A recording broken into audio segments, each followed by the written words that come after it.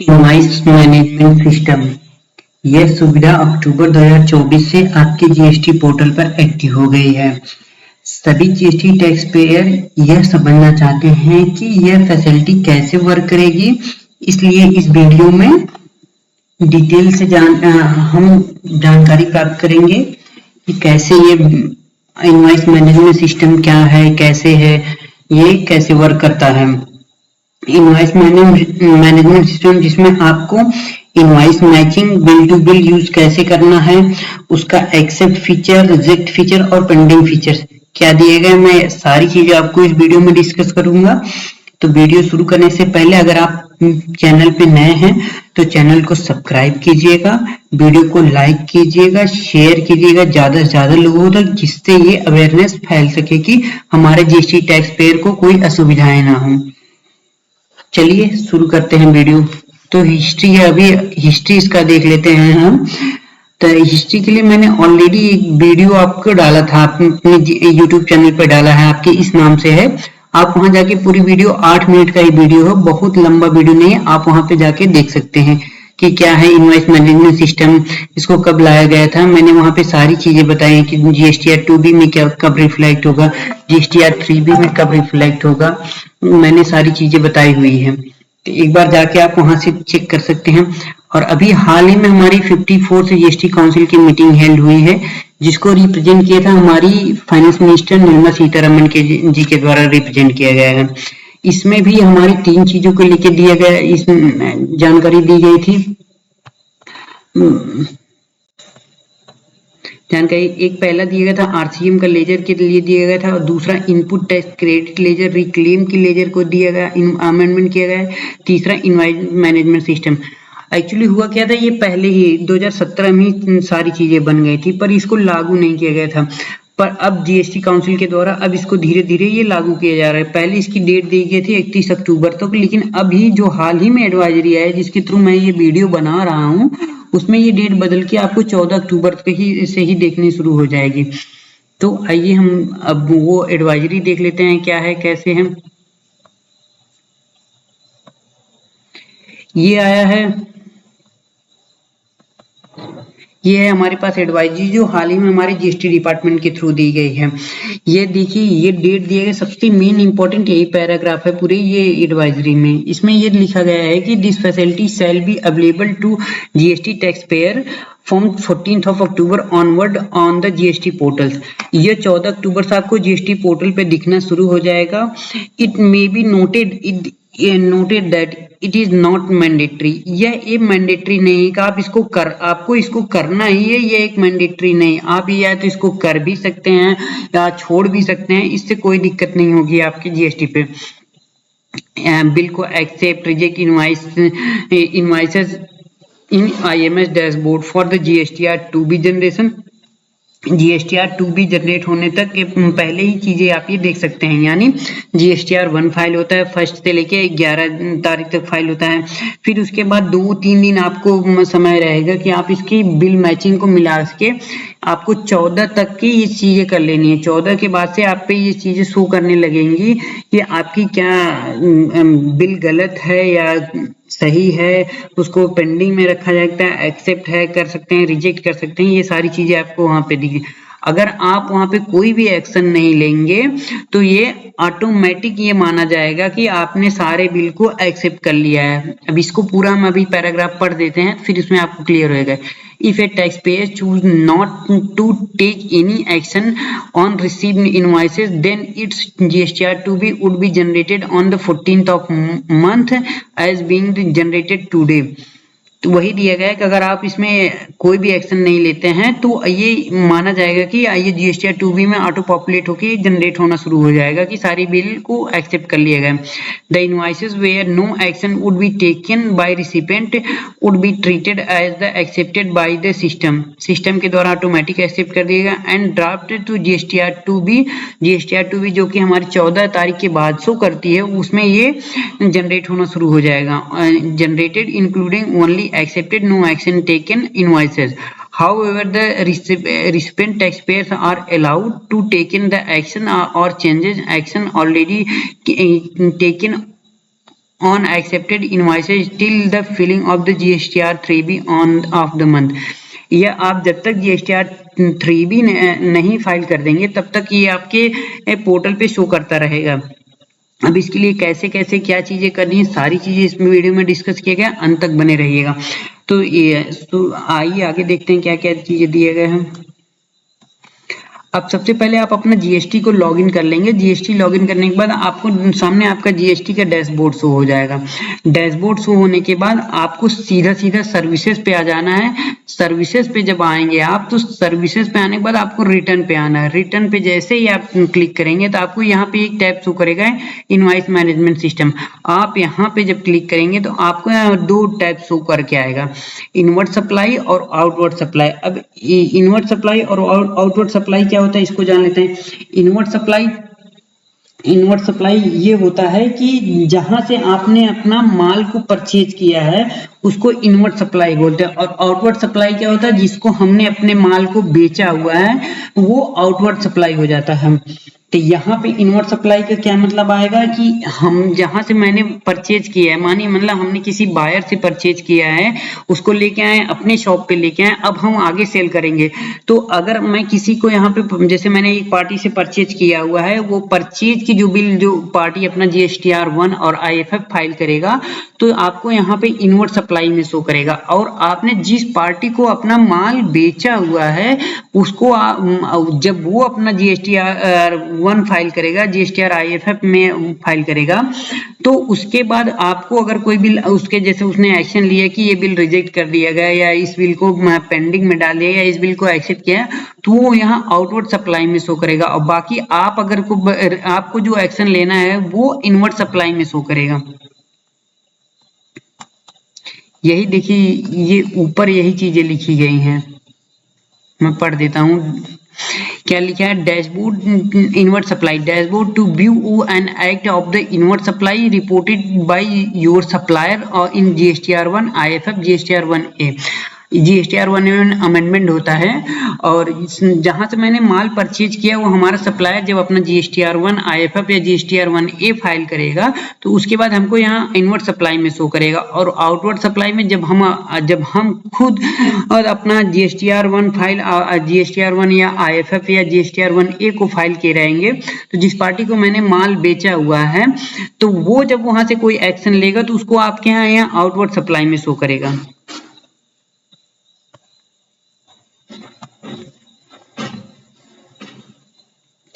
आगे देखते हैं क्या लिखा है। जैसे ही आप इनवर्ड सप्लाई पे आएंगे, इनवर्ड सप्लाई पे आने के बाद आपको क्लिक करेंगे, व्यू बटन पे क्लिक करेंगे तो व्यू बटन पे क्लिक करते ही आपके सामने एक इन्फॉर्मेशन पेज खुल के आएगा। इन्फॉर्मेशन पेज में यही लिखा है कि record where no action is taken by a tax payer will be considered to deemed accepted for the GSTR 2B।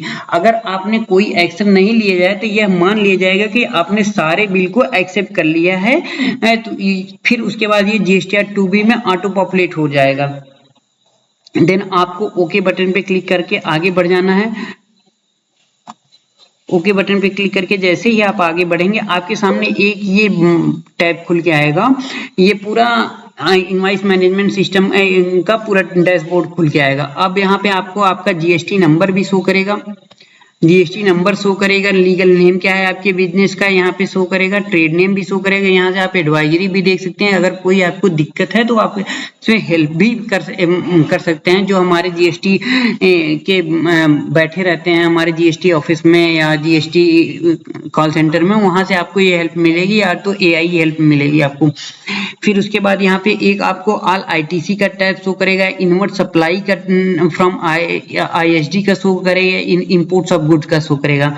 यहाँ पे आपको B2B इनवॉइसेस अमेंडमेंट में शो करेगा, B2B debit note, B2B debit note amendment, B2B credit note amendment, e commerce operator के invoices और e commerce operator के invoice amendment भी show करेगा। और यहाँ पे फिर इसके बाद आपको एक टैब शो करेगा बैक टू डैशबोर्ड, आपको डैशबोर्ड पे ले जाएगा। ये download IMS details in excel, यहाँ से हम डायरेक्ट एक्सेल फाइल को जनरेट कर सकते हैं। उसके बाद यहाँ से कंप्यूट, अगर सारी चीजें सही रहेगी तो हमको यहाँ पे कंप्यूट करना पड़ेगा अपना GSTR 2B खुद से ही इसको कंप्यूट करके हमारे जीएसटीआर, जब हम खुद से ही कंप्यूट करेंगे तभी हमारे जीएसटीआर 2B में चीजें शो करनी शुरू करेंगे।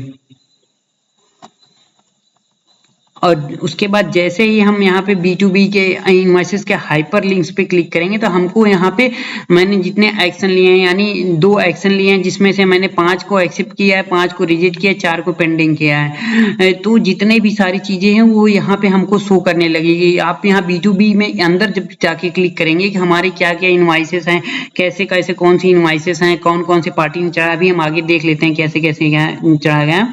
यहाँ पे दिया गया है accepted number of invoices are there accepted to taxpayer, rejected number of invoices that are rejected by the recipient taxpayer, pending number of invoices that are made pending by recipient taxpayer। यहाँ से ये चीजें सारी show करेंगी। अब उसके बाद जैसे ही आप B2B इनवॉइसेस पे क्लिक करेंगे आपको ये टैब खुल के आ जाएगा, आपके सामने ये टैब खुल के आएगा। यहाँ से आप सर्च बटन पे जाके डायरेक्ट जीएसटी नंबर से ही सर्च कर सकते हैं कि क्या क्या चीज, कौन से पार्टी ने हमको माल चढ़ाया है, कौन से पार्टी ने हमको माल बेचा था, उसने अपना क्या इनवॉइसेस चढ़ाया है, ये भी देख सकते हैं। इसके बाद आप आगे आएंगे तो यहाँ से फिल्टराइजेशन भी कर सकते हैं कि हम फिल्टर के थ्रू भी हम कर सकते हैं। जैसे कई बार बल्क में हमारे पास आते हैं तो हम उसको ढूंढना थोड़ा मुश्किल हो जाता है, तो हम जीएसटी नंबर के साथ भी, सप्लायर के जीएसटी नंबर के साथ, तो या तो इनवॉइस टाइप के साथ, या तो स्टेटस के साथ, या तो सोर्सेज के साथ भी हम फिल्टराइजेशन कर सकते हैं। इसके साथ ही सब सारी चीजें एक बल्क में आ जाएंगी। उसके बाद क्या दिया गया यहाँ से, अगर हम जैसे फिल्टराइजेशन कर लेंगे, जब हम कर लेंगे तो उसके बाद हमको यहाँ पे शो करेगा, मान लीजिए अगर करते हैं या नहीं करते हैं कोई बात नहीं, फिर हम मान लीजिए जीएसटी ये इस सप्लायर का हमको यहाँ पे माल को एक्सेप्ट, रिजेक्ट या पेंडिंग करेंगे तो यहाँ से हमको स्टेटस भी शो करेगा कि हमने क्या किया है। जब मान लीजिए हमने एक्सेप्ट कर दिया है तो हमको एक्सेप्ट शो करेगा, रिजेक्ट किए हैं, देखिए जो चीजें हमने किया है वो हाइड हो जा रही है, यहाँ पे हमने एक्सेप्ट किया है वो हाइड हो जा रही है, बाकी 2 चीजें टैब शो कर रहे हैं। तो यहाँ पे एक्सेप्टेड लिख के आ रहे हैं, यहाँ पे रिजेक्टेड में देखिए तो रिजेक्टेड में क्या दिया था, यहाँ पे रिजेक्ट वाला जो टैब है ये देखिए, यहाँ पे रिजेक्ट वाले टैब को जो है वो हाइड हो जा रहा है, बाकी दोनों टैब को यहाँ पे शो कर रहे हैं, तो यानी ये रिजेक्ट हो गया। पेंडिंग के लिए भी ऐसी चीजें हो जाएंगी, पेंडिंग में जो चीजें रहेंगी वो हाइड हो जाएंगे। तो जो भी चीज आप एक्शन लेंगे, यानी अगर एक्सेप्ट करते हैं तो वो एक्सेप्ट को हाइड कर दिया जाएगा, और रिजेक्ट करते हैं तो रिजेक्ट को हाइड कर दिया जाएगा, पेंडिंग करते हैं तो पेंडिंग को हाइड कर दिया जाएगा। जो भी करेंगे आपको यहाँ पे स्टेटस में शो करने लगेगा। एक्सेप्ट को हम ए से डिनोट कर रहे हैं, रिजेक्ट को हम आर से डिनोट कर रहे हैं, पेंडिंग को पी से डिनोट, ये मैं नहीं डिनोट कर रहा हूँ, ये जीएसटी डिपार्टमेंट के द्वारा डिनोट किया गया। यहाँ से इनवॉइस नंबर भी शो कर रहा है, जीएसटी नंबर सप्लायर का शो कर रहा है, यहाँ से आप एक साथ दे सकते हैं। और यहाँ से ये भी देख सकते हैं कि हम रेगुलर में हैं या कंपोजिट सप्लायर। कंपोजिट वालों के लिए तो पहली बात ये चीजें हैं ही नहीं, आईएफएफ में है तो यहाँ पे भी चीजें शो करेंगी। उसके बाद एक सेकंड, टैब आगे बढ़ गया।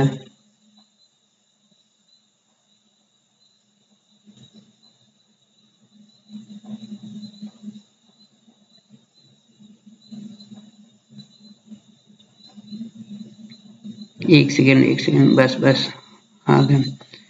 अब यहाँ पे जैसे हमारे पास कई बार बहुत सारे बल्क में पार्टियों से हम माल खरीदे हैं या माल परचेज किए हैं, तो हम यहाँ से हम सीरियल नंबर के बगल में ही हमको एक चेकलिस्ट की बॉक्स दी गई कि हम किसको किसको एक साथ एक्सेप्ट कर सकते हैं या किसको किसको हम एक साथ रिजेक्ट कर सकते हैं। मान लीजिए मैंने यहाँ पे 2 लोग को टिक किए थे, यहाँ पे अगर मैंने यहाँ चाहूंगा दोनों लोग का एक साथ एक्सेप्ट कर सकता हूँ, रिजेक्ट कर सकता हूँ, पेंडिंग में भी डाल सकता हूँ।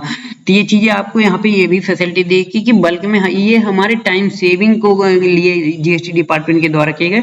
कभी इतना इनिशिएटिव नहीं लिया गया है कि अभी मतलब हमको B2B बिल अपलोड करना होता है तब भी ये चीजें नहीं देखने को मिलती है, B2C बिल अपलोड करने को मिलता है तब भी नहीं, HSN वाइज समरी भी डालने को मिलती है तब भी नहीं, डॉक्यूमेंट्स इशू करने के लिए भी हमको ये चीजें नहीं देखने को मिलती जो हमारे IMS पे मिल रही है। बार बार यार,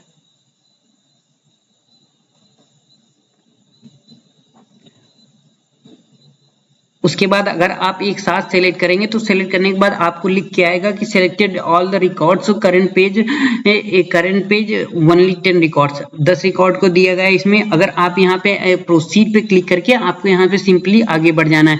यहाँ से आप दोनों में से एक कोई सा चूज करेंगे। Select all record of the all pages, 16 record इसमें दिए गए जिसमें आपने करंट पेज पे 10 दिखाया गया है। यहाँ पे रिकॉर्ड ऑफ द पेजेस 10 दिया गया है, इसके आगे भी 6 होगा तो ये चीजें ये शो कर रहा है। यहाँ से आप प्रोसीड करके डायरेक्ट आगे बढ़ जाएंगे। उसके बाद आपके सामने खुल के आएगा, यहाँ से आप जितने भी सारे स्टेटस रहेगा, एक्सेप्ट, पेंडिंग, ये सारी चीजें यहाँ पे शो करेगी। इसके बाद आपको यहाँ पे बैक जाके समरी में भी जा सकते हैं। उसके बाद एक्सेल में डाउनलोड कर सकते हैं, सेव करके इसको आपको आगे बढ़ जाएंगे। सेव करने के बाद आपको आगे बढ़ जाना है। अगर आप एक्सेल में डाउनलोड करते हैं तो यहाँ से हम B2B के मतलब हम अपने जितने भी CA या एडवोकेट हैं उनके लिए चीजें आसान होती हैं। वो सबसे अच्छी चीजें एक्सेल होती है। एक्सेल में हम फार्मूला लगा के हम B2B की हम रिकंसिलिएशन भी कर सकते हैं कि कौन सी पार्टी को ने मुझे माल बेचा हुआ है, एक फार्मूला के साथ ही सारी चीजें आ जा सकती है। तो यहाँ से ये सुविधा भी दी गई है कि आप एक्सेल में भी डाउनलोड कर सकते हैं। जैसे ही आप सेव करके बाहर आएंगे आपको मेन पेज पे ले आएगा। जैसे ये मेन पेज यही था ना IMS का, ऑल अदर ITC, तो यहाँ पे आ जाएंगे। इसके बाद आपको कंप्यूट GSTR 2 भी करना है। कंप्यूट GSTR 2 भी करने के बाद आप को सीधा आप आ जाएंगे दूसरे वाले पेज पे। जैसे ये कंप्यूट GSTR 2 भी करने के बाद वार्निंग आएगी, वार्निंग को आप एग्री कर लीजिएगा। एग्री करने के बाद आपको सीधा आप ये आपका पूरा कंप्लीट हो गया इनवर्ड सप्लाई के लिए। अब आउटवर्ड सप्लाई में देख लेते हैं। आउटवर्ड सप्लाई में हमको दो चेंज, मतलब इनवर्ड सप्लाई की तरह ये नहीं दिया गया है, इसको चेंज करके दिया गया है। यहाँ से आपको आउटवर्ड सप्लाई में जब व्यू पे क्लिक करेंगे, व्यू पे क्लिक करने के बाद आपको दो फंक्शन ओपन होके आएगा, एक फाइनेंशियल ईयर का, एक रिटर्न पीरियड का। जैसे ही आप यहाँ फाइनेंशियल ईयर सेलेक्ट करेंगे, रिटर्न ऑफ पीरियड सेलेक्ट करेंगे, किस मंथ का हम फाइल कर रहे हैं, उसके बाद आप सर्च बटन पे क्लिक कर दीजिए। क्लिक करने के बाद आपको सीधा आपके पास ये आउटवर्ड सप्लाई का डैशबोर्ड ओपन हो जाएगा। आउटवर्ड सप्लाई के डैशबोर्ड में यहाँ पे दिएगा universal views of B2B supplies reported by GSTR 1 IFF GSTR 1A, rejected record while liability and added by the GSTR 2B। यहाँ पे एडवाइजरी भी शो कर रही है कि GST में कौन सी एडवाइजरी के थ्रू ये किया गया है। हेल्प में भी दिया गया, टैब दिया गया है। और download to IMS supplier with view excel में डाउनलोड करने के लिए दिया गया है। अब यहाँ से हम जैसे B2B भी अपना अपलोड करते हैं तो यहाँ GSTR 4A मतलब GSTR 1 में 4A टैब और 9B में क्रेडिट डेबिट नोट्स को किया जाता है। 15 में सप्लायर्स को किया जाता है, सप्लाईज को किया जाता है। 9A में अमेंडमेंट ऑफ B2B इनवॉइसेस के दिया जाता है। 9C में amendment credit debit note registered किया जाता है। 15 में अमेंडमेंट ऑफ सप्लाईज। सारी चीजें को टैब यहाँ पे दिएगा। मैंने जैसे GSTR 1 में ही मैंने 17 बिल को B2B में डाला हुआ है और वहां पे नंबर ऑफ रिकॉर्ड को मैंने यहाँ पे 18 डाला हुआ था। सारी चीजें वही शो कर रहा है। अब इसके बाद अगर कोई पार्टी एक्शन लेती है तो वो इसके नीचे शो करेगी। जैसे ही मैं यहाँ पे पहले B2B टैब में B2B टैब को क्लिक करके यहाँ से 4A में क्लिक करूंगा। यहाँ पे मैंने B2B इनवॉइसेस अपलोड किया जाता है। जैसे मैं यहाँ पे अपलोड करूंगा, यहाँ पे मैंने 12 रिकॉर्ड जितना टोटल है वो शो करने लगेगा, टोटल रिकॉर्ड शो करेगा। अब इसके बाद अगर हमारी कोई पार्टी ने यहाँ पे अगर एक्शन लिया या फिल्ड तो कोई भी चीजें किया है, सारी चीजें, पहली बात तो सारी चीजें वही खुल के आ रही हैं अभी तक जैसे इनवर्ड सप्लाई में आएगी। फिर अगर उसके मान लीजिए कोई पार्टी हम एक्शन लिया है तो यहाँ पे डायरेक्ट शो करेगा कि आपने क्या एक्शन लिया है, मतलब सामने वाली पार्टी ने क्या एक्शन लिया है, बिल को एक्सेप्ट किया है, रिजेक्ट किया है, पेंडिंग में डाला है। कई बार ये होता है कि इस मंथ में बिल कटा है, अगले मंथ में उसको डालते हैं तो पेंडिंग में हो जाता है वो, इससे इंटरेस्ट भी बढ़ता है, तो इस वजह से पेंडिंग में भी डाल सकते हैं आप। तो यहाँ पे अगर एलिजिबल हैं तो भी शो करेगा, नहीं एलिजिबल है तब भी शो करेगा। वीडियो पसंद आया तो वीडियो को लाइक करिएगा, चैनल को सब्सक्राइब करिएगा, वीडियो को शेयर कीजिएगा। तब तक वीडियो देखने के लिए धन्यवाद। जय हिंद।